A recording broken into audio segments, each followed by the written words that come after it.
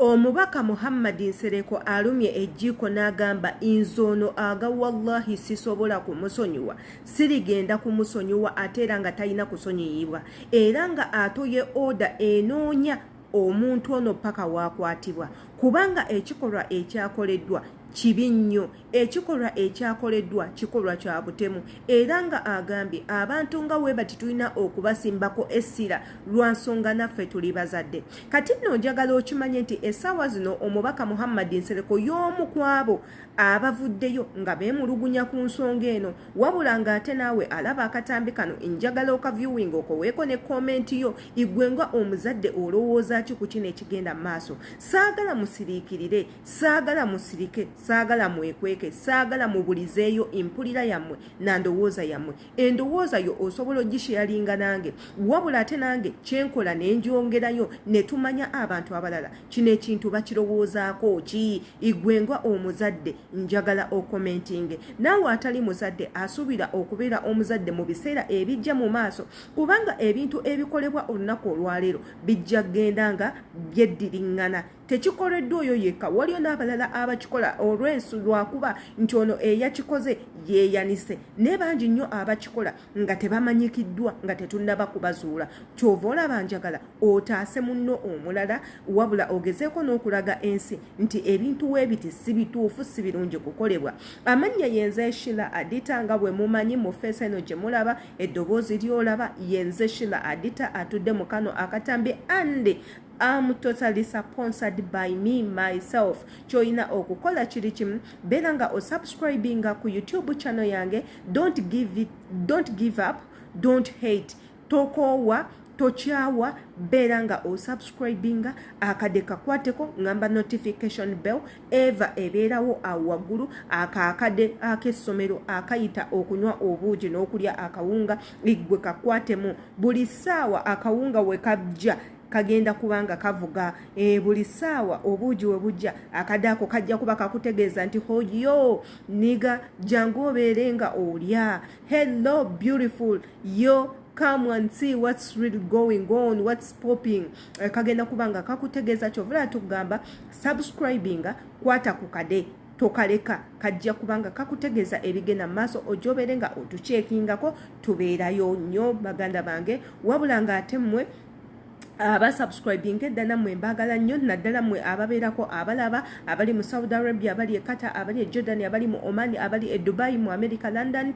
Qatar wabula nga ate abali e Uganda Tanzania Kenya Rwanda Uganda nammwe imbagala nnyo sigenda kubanga mbasuulirira ate nga however if you're new on my YouTube channel still do the same beera nga otandika na kusubscribinga okwate ne ku notification bell videos zirabe tutekayo ezenjawulo noonya igwe kyoyagala okulaba kigenda kubanga kikutuukako muganda wange and if these videos you find them inspirational motivational educational don't forget to give me a thumb up mpa thumb up mba ntegeeza mpayo like comment nga wansi n'erinnya lyo oteekewo n'ekifo wosinzidde okubanga videos zange zineno oziraba you will be mentioning your names in other videos. Olunaku olwaleero tuli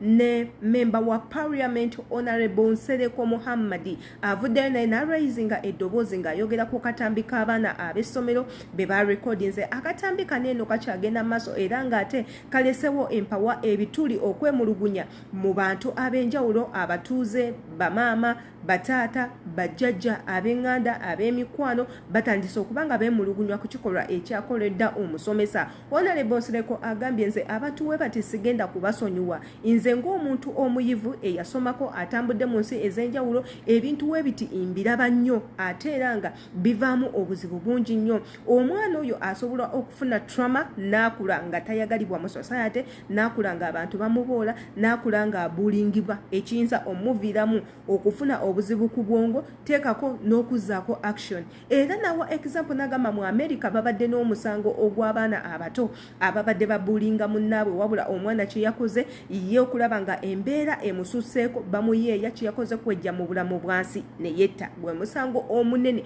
ogukyali mu nsi ya America era n'agamba obutambi nga buno obusakulatinga ku internet mu mawanga gali amalala obutambi obwo buba bujja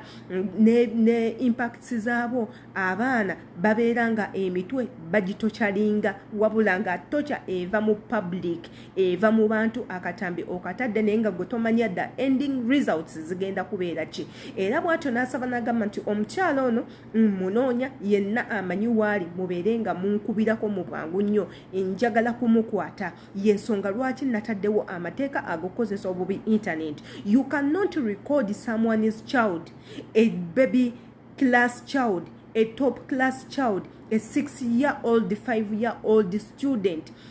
pupil, nobeera nga obateeka ku internet over an indecent video. Ogwengo omuntu omukulu, we call it an indecent video kubanga ekikolwa ekyabadde mu video kikolwa kya ntiisa nnyo, kikolwa kikambwe nnyo, kikolwa kya nsonyi. Wabula gwe omuntu omukulu nga gwe ayina amagezi eyasomako ayina n'eddaala ery'okubeera omusomesa. You did not see